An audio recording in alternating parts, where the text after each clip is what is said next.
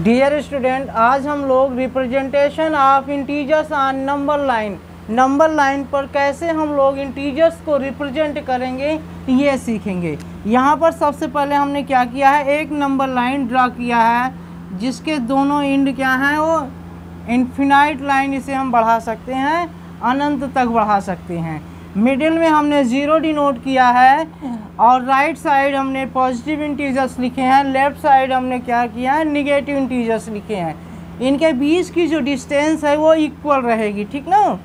0 से 1, 1 से 2, 2 से 3, 3 से 4, 4 से 5, 5 से 6, इन सब के बीच में जो डिस्टेंस है वो इक्वल रहेगी। 0 से left side negative integers represent किए हैं।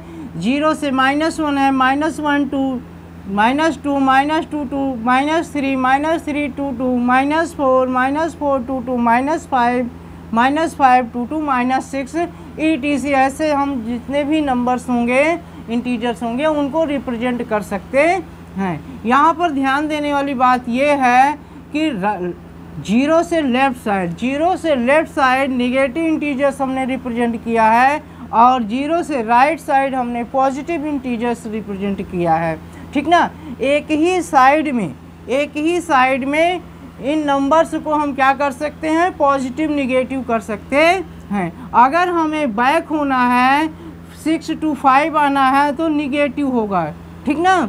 और अगर हमें जो है -4 to -3 जाना है तो वो पॉजिटिव हो जाएगा।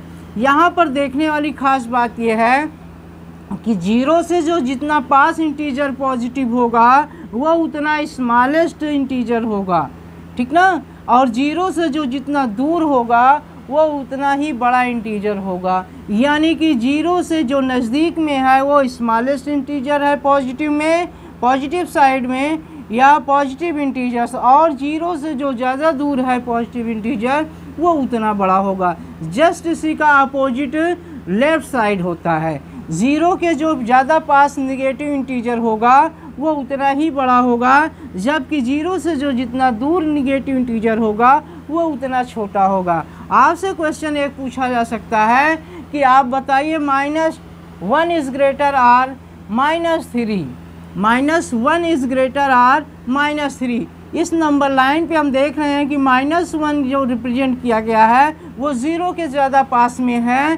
कहने का मतलब है कि -1 इज़ ग्रेटेस्ट इंटीजर्स और -3 से जो है -1 क्या है, ग्रेटर है। और अगर हम लोग राइट साइड की बात करें तो 1 से जो है ग्रेटर क्या है, 3 है। एक बात और, जैसे जैसे हम राइट साइड बढ़ते जाएंगे, जितना दूर 0 से होते जाएंगे उतना ही वो वैल्यू बड़ी होती जाएगी, यानी इंटीजर्स बड़े होते जाएंगे।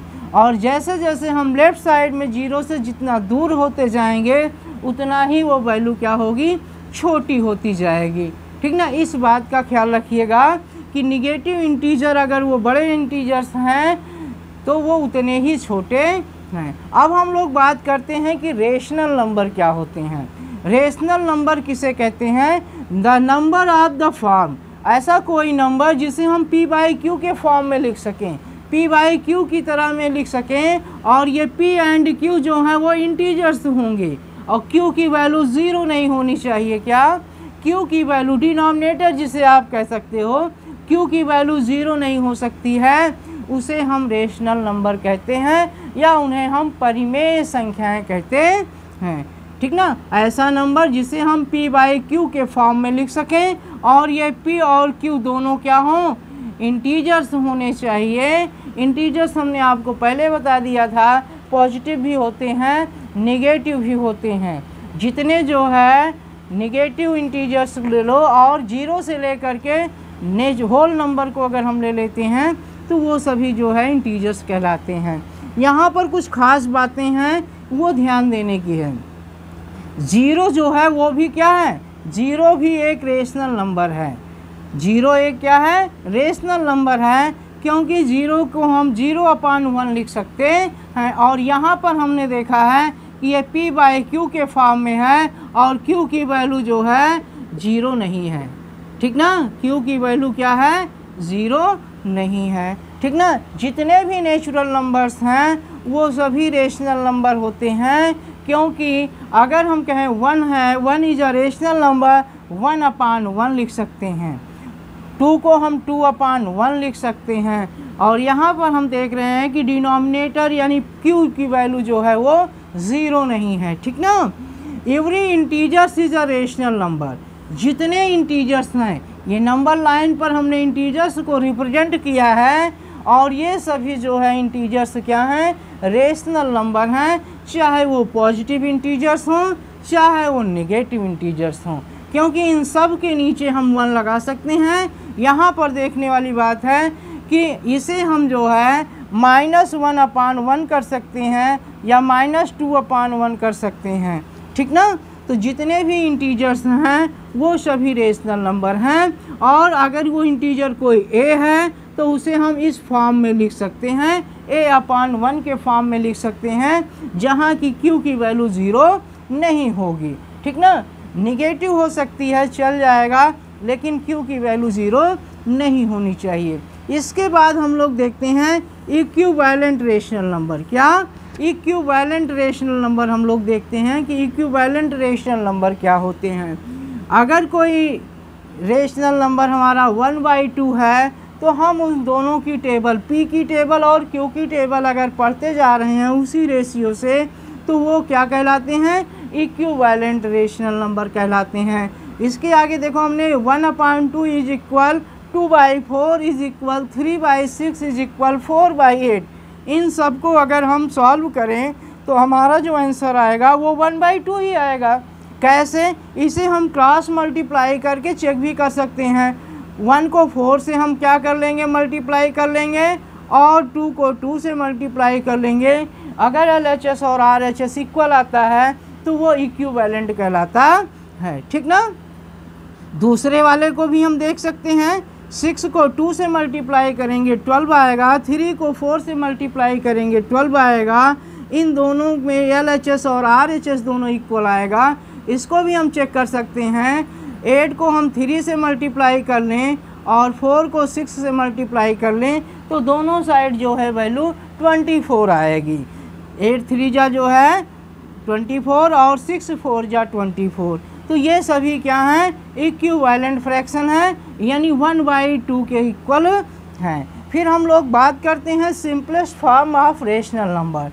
कैसे हम लोग रेशनल नंबर्स को जो है सिंपलेस्ट फॉर्म में करेंगे। अगर कोई रेशनल नंबर है उसे हम सिंपलेस्ट फॉर्म में तब कहेंगे जब p एंड q इंटीजर्स के जो है other than 1 factor, common factor जो है अदर देन 1 हो। क्या, अदर देन 1 के कॉमन फैक्टर ना हो, है ना। p and q are integers having no common factor other than 1 के अलावा कोई इनका कॉमन फैक्टर अगर नहीं आ रहा है तो वो जो है सिंपलेस्ट फॉर्म में कहलाएगा। यहाँ पर हम लोग देखते हैं कि 2/4 को अगर हम कट करते हैं 2 1 जा 2 और 2 2 जा 4, क्या आया, 1/2 आया।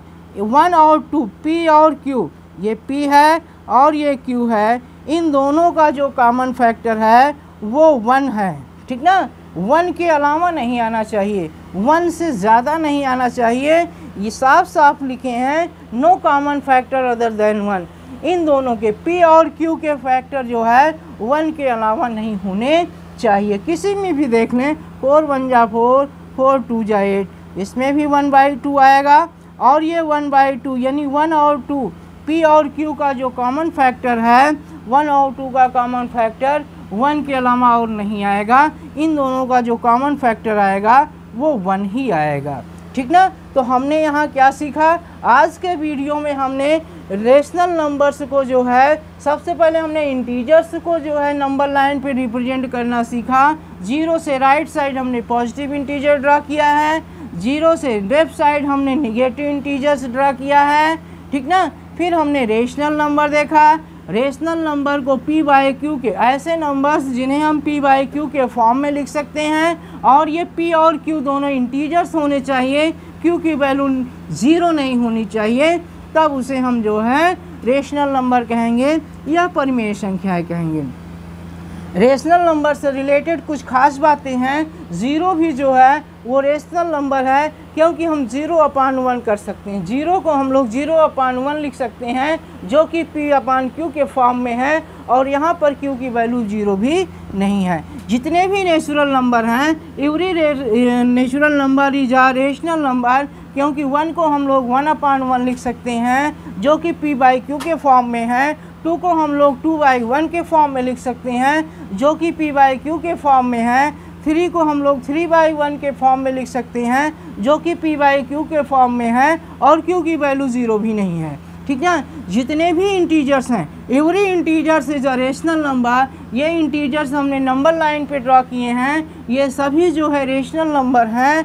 इनमें हम किसी भी नंबर्स को जो है P/Q के फॉर्म में लिख सकते हैं, जैसे 3/1 कर सकते हैं, 4/1 कर सकते हैं, -2/1 कर सकते हैं, या 4/1 कर सकते हैं, या -5/1 कर सकते हैं।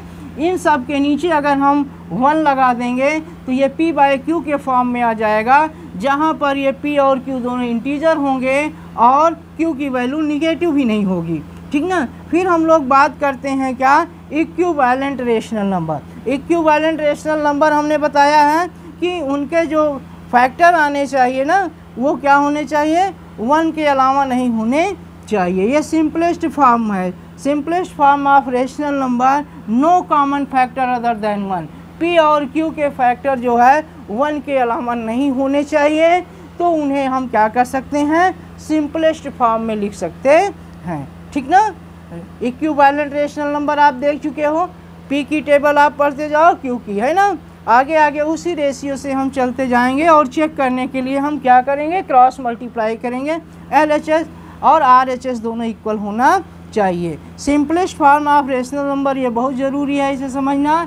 इसमें ये आप no common factor other than 1, P और Q के फैक्टर जो है 1 के अलावा और नहीं होने चाहिए, तभी वो जो है simplest form of rational number में कहलाएगा। अगर ये वीडियो आपको अच्छा लगा हो तो इसे लाइक करिए, और इस चैनल को आप सब्सक्राइब करिए, दोस्तों में ज़्यादा से ज़्यादा शेयर करिए, जिससे इस मैथ से संबंधित जानकारी उनको अच्छी तरह से मिल सके। ओके।